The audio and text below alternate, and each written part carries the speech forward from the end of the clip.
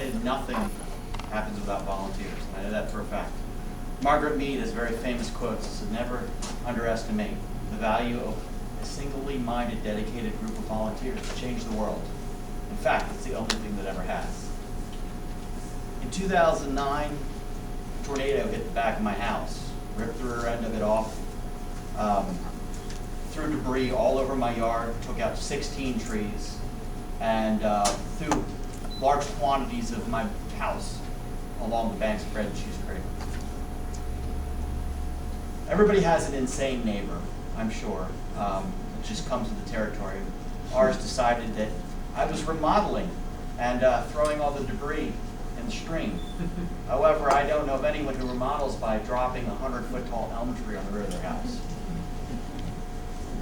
We went into the creek after the insurance company and, of course, the National Weather Service, which kept us from cleaning up everything for almost a week until they could get out and evaluate. Once National Weather Service had determined it was, in fact, an F1 tornado, we were allowed to proceed. I got into the creek and I started cleaning up what was left of the rear of my house, and once I started removing the debris, I was completely sickened by what I had found underneath of it. Although from the higher elevated vantage point of my bank, it was mostly invisible other than the small debris, but the large debris was from years of neglect and misinformed strategies of homeowners and individuals in the past.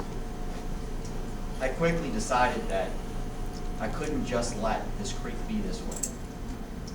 When I was a child, my grandfather and I used to take long walks through the wilderness. Behind my house, which at that point in time used to be the Dundalk Dairy, although it was no longer operating at that point in time, it was still heavily wooded, and the beautiful farm buildings were sitting in gentle repose before the shopping centers were built, before Merritt Boulevard was extended. He instilled at a very early age to me the value of the environment, to everybody, to the community, to children, particularly. We had our first cleanup, official cleanup beyond Friends, in September 2009 with the all too familiar name, thanks to the help of Miss Candace Crosswell, who pointed us in the right direction, told us where we could find some resources, got the word out there. We had 40 volunteers show up. Couldn't have been happier. Decided we needed to continue this effort. So now, twice a year, we do a cleanup of Bread and Cheese Creek, which is completely staffed, run by nothing but volunteers. We become incorporated last year, and we're in the final steps of our own 501c3 organization. We now average over 100 volunteers at every cleanup. Our last cleanup, we extracted over 4 tons of trash and debris from this poor little stream. This little stream has a very important history to it, as Mr. Reyes explains. It's not just a stream. Men actually fought and died in what is also called our Second War of Independence along it. It's hollow ground. Shouldn't be treated as a trash dump. Dundalk, most of it in its history, should not be treated as a trash dump. Our people helped build this country on the backs of their steel, their hard work and dedication. They're called blue collar, and they don't deserve neglect. I've seen projects and money be poured into other areas of the county, with Dundalk often being an afterthought. Our stormwater management program is atrocious in the area, not just along Bread and Cheese Creek, but everywhere. You've got almost every major parking lot and every major highway funnels trash, debris, toxins from the streets, from the gas stations, straight into Bread and Cheese Creek, straight into Back River, straight into the Chesapeake Bay.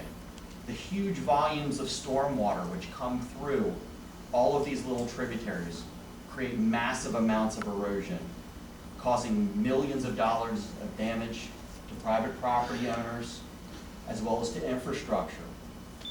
Anybody who's from the area remembers that the little causeway by Gold's Gym completely started to crumble next to the bank and fall in. That was due to all the excessive stormwater passing through Bread and Cheese Creek. Because we have no buffers to slow it down, we have nothing to catch the trash. It acts as an expressway. One of the TMD goals, which was explained to us very high up on the ladder, is sediment. All of our tributaries, Back River, Bread and Cheese Creek, Bear Creek, Bread and Butter Creek, all have tons of sediment coming through them. You remember Mr. Reyes talking about how a very large steamship could very easily go up Bear Creek at one point in time. Well, this past spring, I and other dedicated members of Bread and Cheese Creek went into Bear Creek to remove a lot of the large-scale trash along the shorelines. The mud, you can walk from one side of the tributary next to Stansbury Park to the other. The mud comes up to your knee. And the only way that we were able to pull debris out of there, because you can't carry anything when the mud is that deep, is we had to hook tow lines to it and pull it to shore by truck. It was the only way we could get it out. And that's all sediment that's coming from the erosion along all these different tributaries. We may not corner the market down here in Dundalk of lawyers and doctors like they do up in other areas in Towson where all the projects seem to be done. But I think that we corner the market on dedication and heart. I've been to many cleanups and I've run many cleanups, not just in the Dundalk area. I used to run cleanups back when I was in Towson. And I would see people picking up, like a candy wrapper like this. If you ever have the ability to come to a Bread and Cheese Creek cleanup, I strongly recommend it. You will see people covered in mud from one end to the other, laughing and joking. You will hear the sounds of pitchforks going to pull out trash, shovels to pull out shopping carts, and the whole time there's laughter. Everybody jokes, and we have a good time. It's hard work, but they know it's worth it. They know the community's worth it.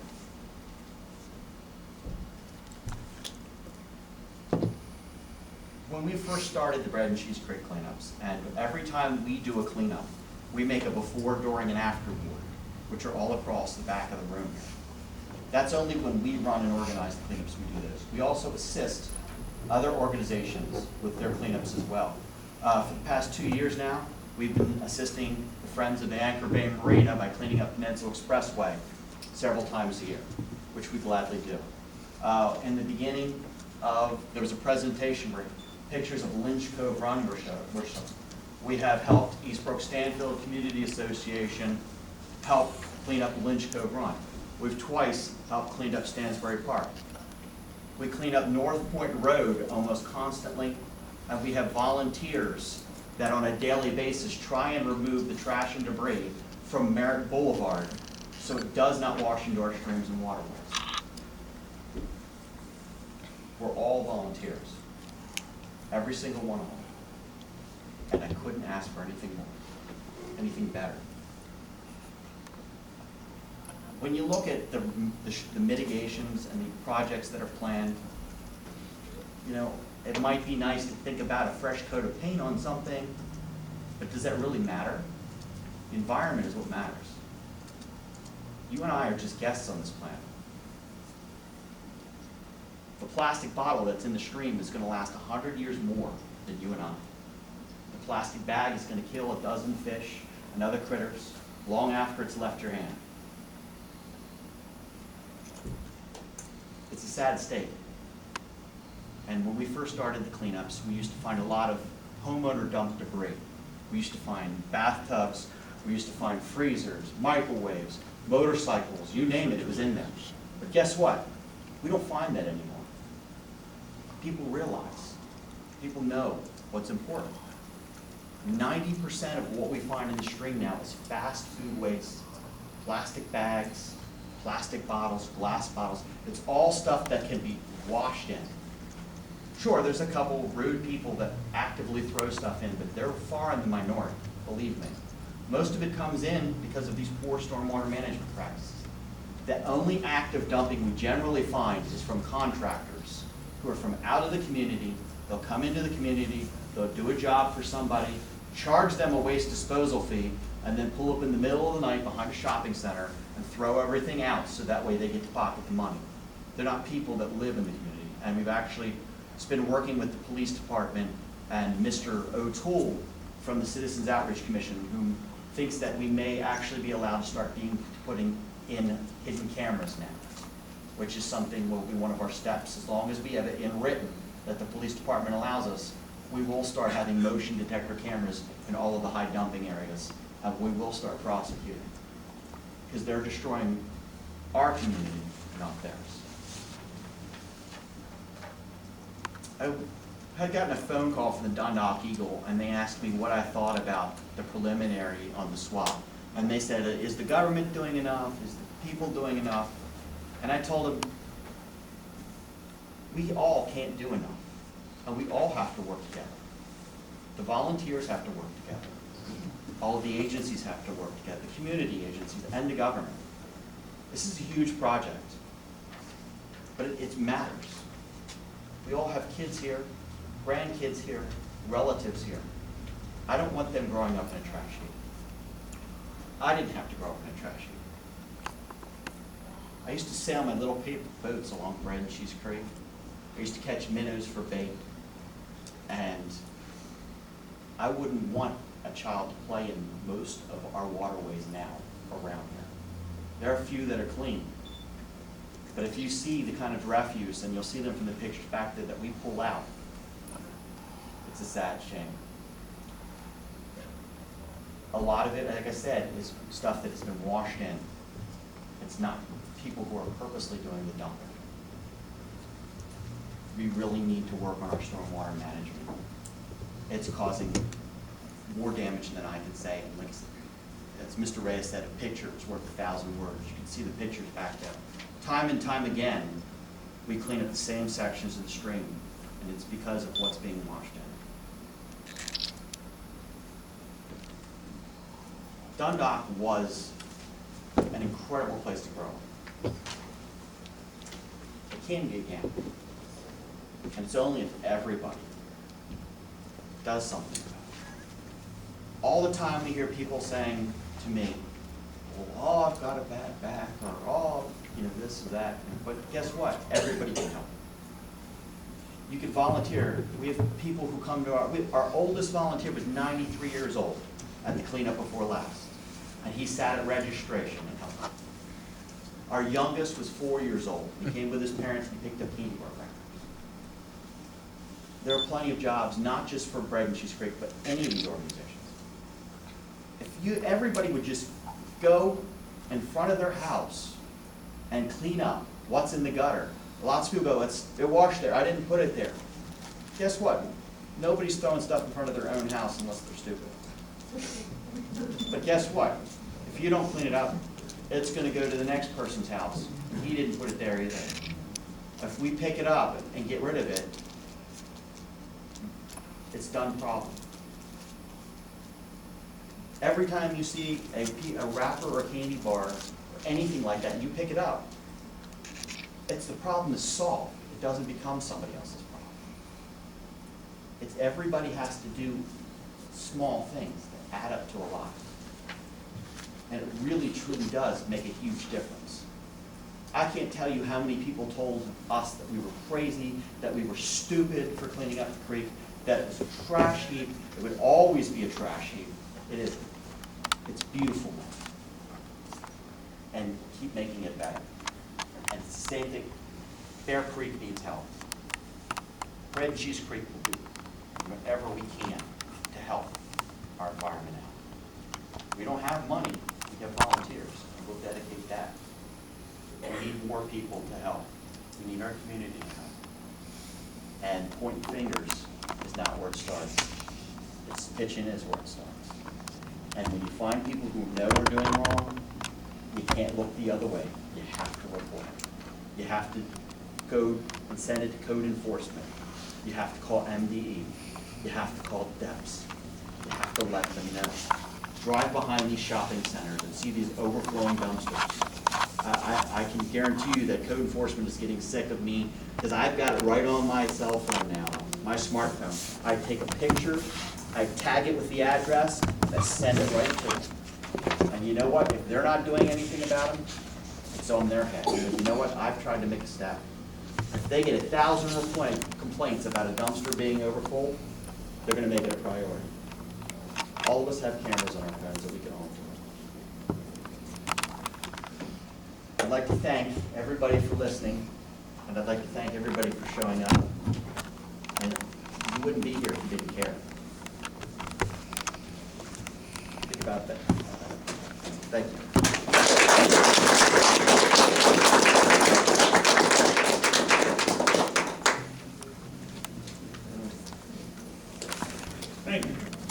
Be physically able to plant the tree themselves. So last year we had some Boy Scouts and Girl Scouts go out to those homes and plant those trees to help. And then we also have our tree rebate program. So this will be going on throughout the year, where maybe you know what kind of tree you want. You have the ability to go pick it up yourself. You love going to Home Depot. So we will rebate you for the purchase of your tree up to a certain amount of money from an approved list. And we encourage you to use that Maryland coupon. Or buy trees from the Big Tree Sale. When's the Big Tree Sale? I forget the date. There's multiple ones. October 15th? I was going to say October 13th. October 13th. You can find it on the website. We'll let Yes. everyone know. So, And put your order in from the website. woo! Yeah. Big trees. All right. So, so pretty much there's no excuse if you need a tree or you have space for a tree or your community is interested in planting some trees. We did some great plantings in Turner Station last spring, actually at the community garden, or I call it a farm because it's really large. It's way bigger than a garden. So we did some there. Again, we did some with schools. So anytime you need a tree, please let us know. We'll be over at our table. Some other things we do. I also have some rain barrels for sale here, $55. If you research rain barrels at all, that is a really good deal. We sell them to you at face value because we really want you to install them at your home. I'll even deliver them for you if you want, if you buy one tonight. So rain barrels are something that Everett had talked about, part of that downspout disconnect. Once again, slowing down the water. If you are a gardener, anyone here? Gardener? Gardener? Okay, great. Yes, so it is perfect for you as well. We actually had our second annual Grow Your Own Veggie contest this year in Rain Barrel Workshop. Last year we had it, and Clean Bread and Cheese Creek was there too, but it was when the hurricane was coming, so we tried to market it as, it's going to rain, you better get your rain barrel, but it didn't really help. So, but this year we increased our participation by at least 600%. So we had some, you can see the big zucchini here, and we had some big tomatoes, but the point was that it was a great way to market to people who are already gardening and can really use these rain barrels. So we will be doing more of those. We'll be having more rain barrel sales. We always have them. They're available for you. We'll even decorate it for you if you want us to get some kids to paint it a Ravens or an Orioles, or I have to admit I'm a Cleveland Browns fan, which they don't threaten anyone, so don't worry. Like, they're going to change the Ravens. So I feel safe saying I'm a Browns fan because they don't beat anyone. So, and then also we'll be installing some rain gardens. One thing I want to mention is that Jacqueline, do you want to stand up, Jacqueline? Oh. So this is Jacqueline. Hello. She is going to be our new volunteer Maryland coordinator, sponsored by the Chesapeake Conservation Corps. So a really long title for her. But she is going to be also working with the community of the DRC around greening things. So we are hoping to install some rain gardens. If you at your house think you might want a rain garden, please let us know, or as a community want a rain garden, please let us know. We're hoping to do that this fall and spring. Some other things we do are the storm drain markers. So we've done about 130 now. This year we had a bunch of great students from Upward Bound at CCBC Dundalk come out and mark with us. You can see their pictures. There we have a lot to go. So I know we have 100 more of those plaques, those nice pretty plaques that say only rain down the drain goes to Bear Creek. So if your neighborhood needs storm drain markers and you're in the Bear Creek watershed, we would love to come and help do that in your neighborhood. We're also working on maybe trying to get those really pretty ones. That's Steve and I will have to talk about that. But those really pretty ones where you stencil and it looks like art. So please let us know if your neighborhood needs storm drain markers, because that is a fun activity that anyone of all ages can do. Of course, we have our community cleanups that we help out with as well. So I have on here that it takes a village or Dundalk to do it. So while we are one organization, I mean, we firmly believe in partnerships. We have some great community associations. We have other great environmental organizations here, just like the ones you heard talking. So just from our Project Clean Stream, I guess, this year, that was in April, we were able to remove 12.5 tons of trash from the community that would have ended up in our watershed. So if you want to get your hands dirty now, we actually have 3 cleanups that are happening with the community association. So Mr. Larry, I'm calling you out. He didn't want to talk tonight or brag about the Turner Station conservation teams, but they're awesome. So October 13th, you can go clean up, and then you can go to the big tree sale. So Turner Station is having actually a cleanup. This is the wrong time. It actually starts at 7 a.m. So 7 a.m. to noon. I've been to one. It's really fun. So there's that. Old Dundalk Neighborhood Association is starting at 8:30 at McDonald's, and then the St. Helena Community Association is starting at 8 at their building. So if you want more details, please come see me at the table, and I can point you in the right direction. I mean, really, you could start at Turner Station at 7, then go to St. Helena at 8, hold on, okay, 8:30, and then the big tree sale, ended at the big tree sale. So you could have a whole packed day there. And then again, just some numbers from Project Clean Stream. We were able to do 307 bags of trash. We had a handful of sites, again, people from all ages and all organizations working together. And you know, John was talking about all those plastic bags he finds in Bread and Cheese Creek. So yeah, we also found 979 plastic bags. So that's something that we were actually counting.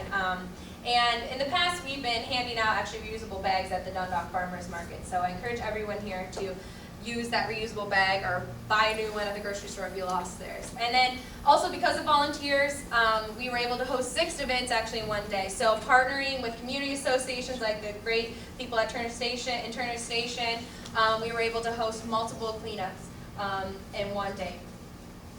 Some things that are also on the I guess the docket for education and outreach. This is something we really take pride in. We're going to start a trash treaty. Our friends at Back River Restoration, they're actually having a shrimp feast this Sunday. Go to their website. You should go to it. It's going to be awesome.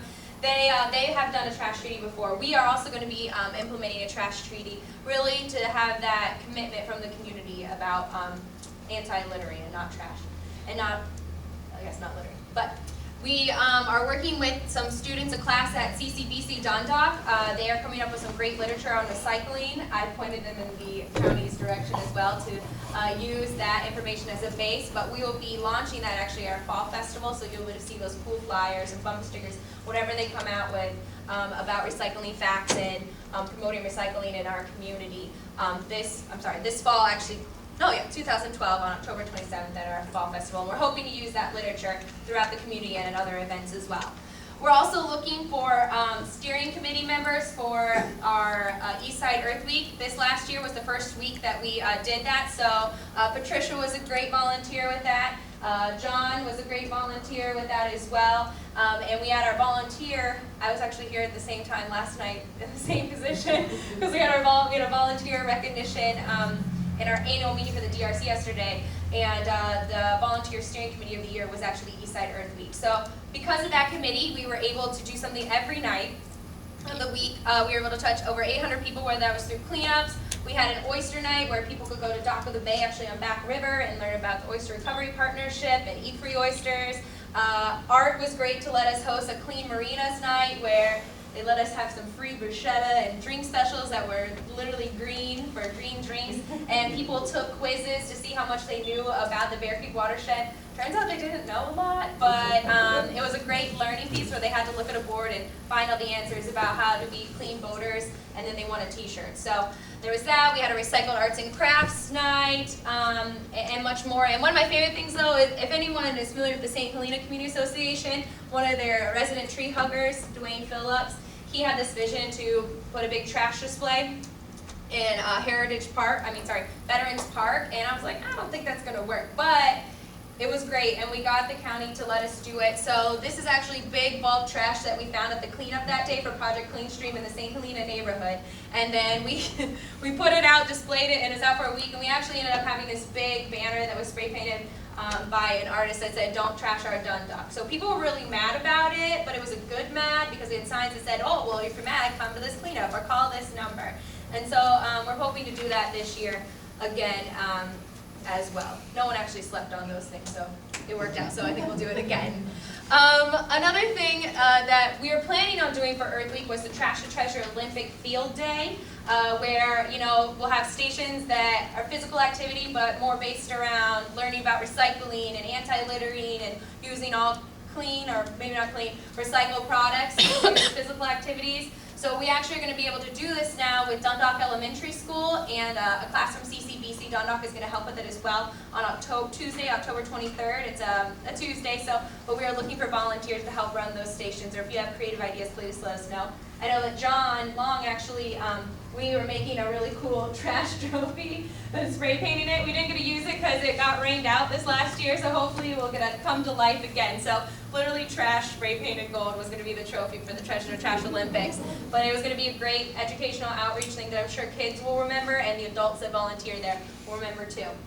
And then another initiative that we're really excited about, that we're starting to launch and we're working on, and that will be, you'll see most of it implemented though next year, is our Don't Trash Our Dundalk campaign. So we were actually awarded some funding through a grant through the Baltimore Community Foundation with the help of the Turner Station Conservation Team. Some of the community leaders from the different community associations really felt that trash is an issue. Duh, we all know that. So we decided to apply for a grant, and with their help, we were awarded $4,000 to purchase. We can only spend that money on trash cans and decals for the trash cans. So for that though, we are going to work with community associations to target blocks and areas to see who needs trash cans in the community.